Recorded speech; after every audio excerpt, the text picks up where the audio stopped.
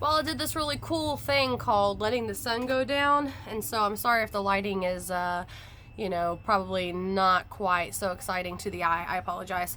But I like doing these videos outside. It's nice for me. So today what I'd like to talk about would be, what do I do? What should you do, in my humble opinion, at work during your downtime? And so while some days at the car dealership there are a million people, it's just constantly, you're getting blown off.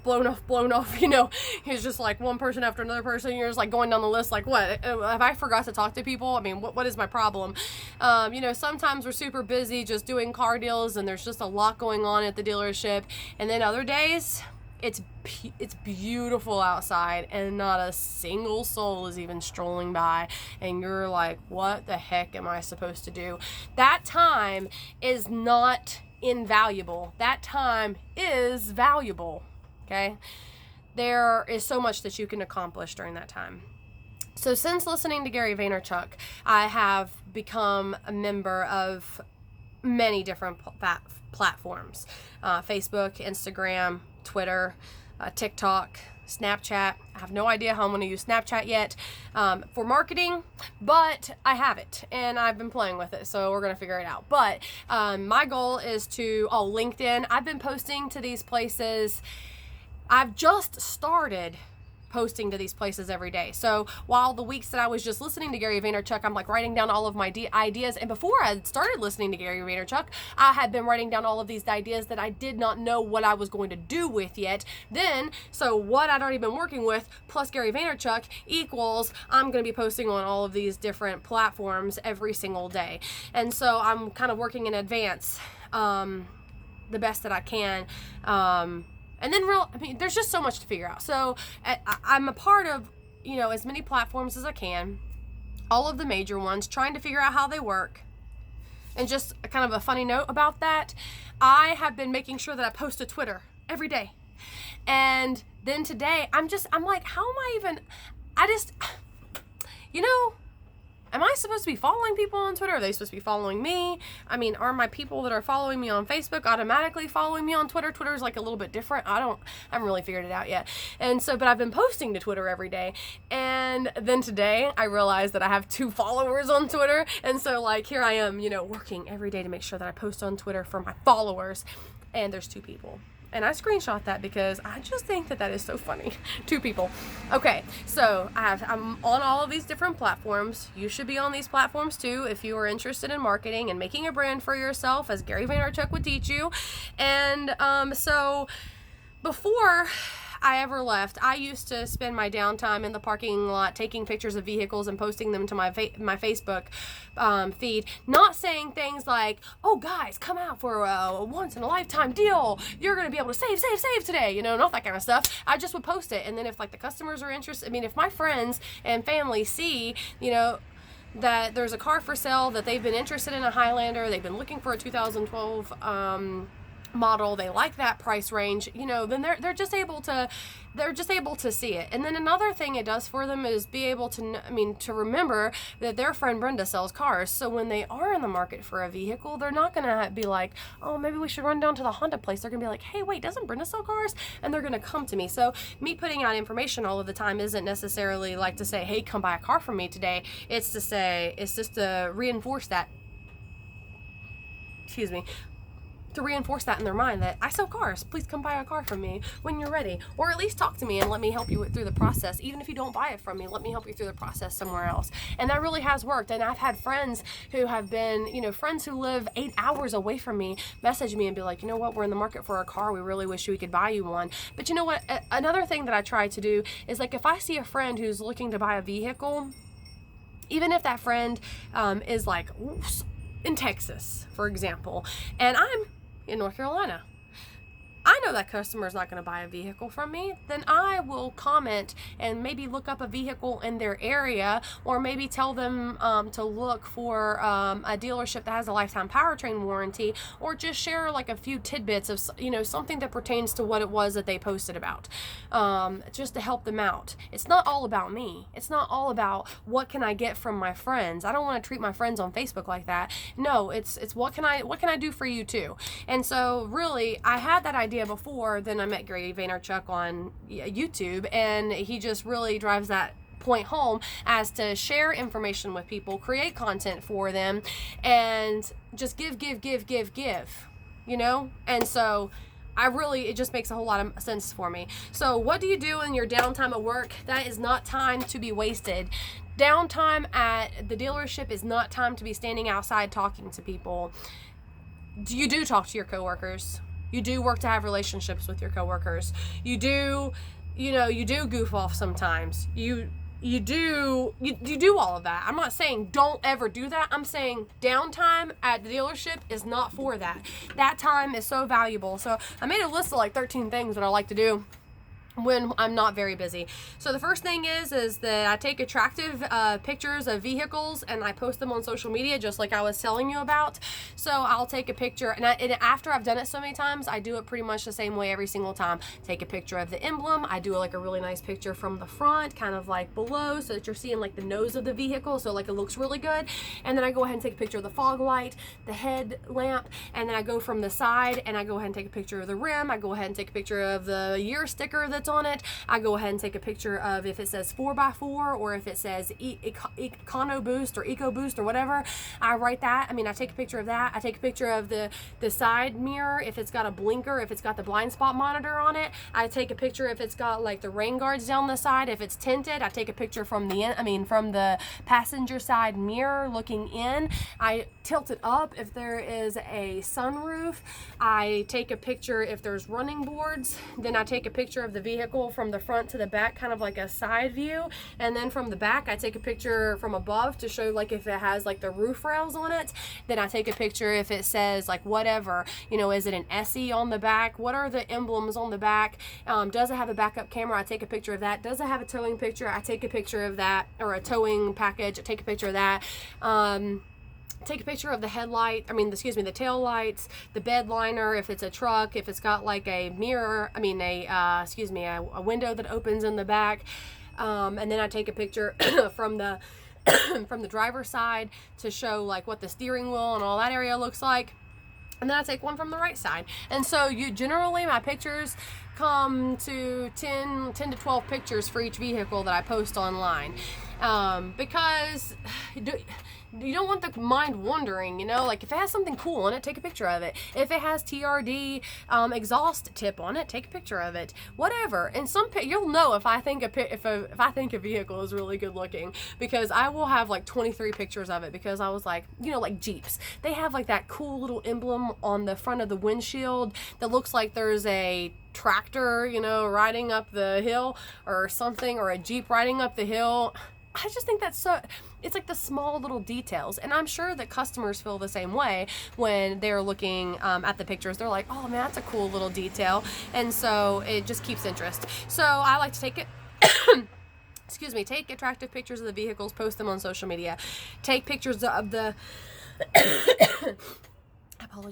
Take pictures of the dealership that reflects how your day was. So maybe you catch a really cool rainy day picture where like the setting sun is kind of reflecting off of the pavement, or maybe there's a super cool sunset, or maybe whatever it is. Get a cool picture of the dealership so that you'll have that for when you're making another post on another day. I text customers from way back, so I'll be scrolling through my phone. Maybe I've been outside standing for a while and it's like 9,000 degrees, and so I go inside. I'll look up on my phone customers that I've had conversations with. I scroll really, really far back, and I say, hey, excuse me, Bill, what's going on? Did you ever find a car? And I'll see what they say, and I'll just kind of reignite those old conversations, see if there's anything still there. Another thing I'll do is learn about cars, walk down the aisle and look at the visual differences and note which trim is which. So I might walk through all of the Highlanders and look to see which one has fog lights, or in the RAV4s, you know, how are their grills a little bit different? How do the 4Runners, their body styles are a little bit different, but how are they different, and on which trim, and just kind of like making a visual note so that I understand. Let's see, then I'll walk down the aisle and I'll try to name the colors quickly without hesitation. So I'll walk through here and I'll be like, Ruby Red Floral, this is Supersonic Red, this is Pre-Dawn Mica, Super White, and I'll go through and do that. And then I'll think specifically about old customers who haven't bought anything in a while, and I'll think about what it is, what the vehicles that are on the lot that fits their need at the present time, and I will contact those customers, go ahead and take pictures, and I'll be like, hey, so-and-so, I know that you were looking for an access cab and in this price range, and guess what, we have one. I'll do that. And then I will study, that was a spider. I will study the vehicles outside of my brand, because, you know, I sell Toyotas. I know the most about Toyotas. I just dropped a spider on myself. Okay, I will study the vehicles outside of your brand. So I sell Toyota, so I like to go around and look at the Fords, try to understand what's going on with their trucks, see about their towing capacities, and kind of study the different ones. And then another thing is just knowing where certain vehicles are. You know, on your used lot, where are your cars? On your used lot, where are your SUVs and your trucks? And then on your lot, you know, they're moving the parking lot around so much. Where are the Sequoias at right now, because they've relocated them? Or, you know, now the Tacomas are at the end of the lot, and now they moved all the Highlanders to the front of the lot. So, you know, just acquainting yourself with the parking lot. And then another thing is acquainting myself with what's in the bullpen. Hey baby, what's in the bullpen. And the bullpen, for those of you who don't know, are the vehicles that have just recently been traded into the dealership. So they have not gone through service yet. They have they've not had any of their dents taken out. They've not had scratches taken care of. None of that has been taken care of. They have just been traded in. They're filthy dirty in the bullpen. And so, you know, if I see that there's a blue Tacoma over in the bullpen, then I might go check it out, because I know that I had a customer here 2 weeks ago looking for a blue Tacoma. Go ahead and take some pictures of it, send it over to him, even though it's not clean yet, and be like, hey, look what we just had traded in today. Is this kind of what you're looking for? And so just knowing your inventory, knowing what's going to be coming through, and then finding out, like, if I see that blue Tacoma over there, you know, maybe I need to go talk to the used car manager and be like, hey, are we going to be keeping that blue Tacoma? Because some vehicles, they don't meet the requirements that your dealership, they don't meet the requirements to make it onto the lot. So you might see something over there and be like, oh man, that's cool, and then realize that your dealership isn't even going to keep that vehicle. So you don't want to get your customers excited about something that you're not actually going to keep. So, but get yourself acquainted with the bullpen, because it's going to, I mean, and just for those of you who are new, I'm going to say, I don't know if this is true about every dealership, of course, because I've not worked at every dealership, but it takes it takes a couple days for the vehicle to get into the shop, to go ahead and get the oil change, tires rotated, check out and see what needs to be replaced on the vehicle. If the windshield is going to have to be replaced, whatever. It takes probably about 8 days from the time the vehicle gets there for it to get on the lot. Can you sell a vehicle from the bullpen? Yes, you can, because I have. But it does make it a little bit more difficult because it's dirty. You know, I've test drove. I sold a Corolla one time to a customer, and the car, it was filthy dirty, and she still bought the car. So for the right customer who's looking for a certain price range, they're looking for a certain age, a certain thing, you know, they're going to be able to overlook that kind of stuff. So don't be afraid to sell from the bullpen, as long as your manager doesn't care. I don't know. I mean, Mine will let us do it. It's just that we have to kind of work around it and make sure that customer understands what's going on and why it's going on. Okay, so then another thing is just relax and de-stress. You know, while you're in the bullpen, kind of let your thoughts just come together, you know, kind of decompress, think about things that have happened, your interactions with your past customers, maybe so you think, kind of reorient yourself to what's coming up maybe in a couple hours from now. I also like to spend that time, just thanking God for what He has allowed. Maybe I just did a deal that I had worked for a long time and I didn't think that the deal was ever going to finally actually come through. Then maybe just spend that time thanking the Lord for that opportunity and for how all the pieces came together, and just thanking the Lord for your job. And I mean, for me, this is a big deal for me. I came from, I was teaching, and then I was waiting tables. I'm making way more money than I used to make when I was waiting tables. And I remember being so thankful, like when I would pick up a $5 tip or just whatever it was, and just making sure that I took that time to thank the Lord for what He had provided for that day. Even if it wasn't very much, I was thankful for it. And I try to do the same thing with the cars. Thank you, Lord, for, being able to make a really good commission off of that car. Or just thankful to make the deal at all.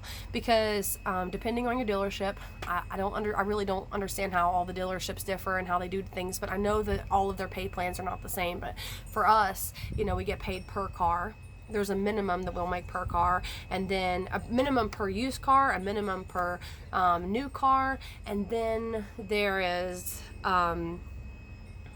that you can make more on top of that if you're able to hold your gross. And then from there, you're able to hit different bonuses. So once you get up to, for us, every time we get up to 12 cars, 14 cars, 16 cars, 18 cars, and then 21. And then from what I understand, when you get to 21, it doesn't count by 3 anymore. It counts by 2. And then that's a bonus every single time that you get to those. So by the end of the month, you're like, how many cars did I actually get paid on for the month? It's a pretty cool thing. And so I'm thankful for it. So I like to take that time to thank the Lord for it. And that's about it. It's just not time to be wasted. You can talk and goof off, and there'll be days that that you've done everything that you can possibly do. You've been following up with your customers, from 6 months ago, and you just don't have any leads right now. You don't have anybody who's, messaging back and forth with you, and you don't have anything to take to the managers. You have nothing else to offer.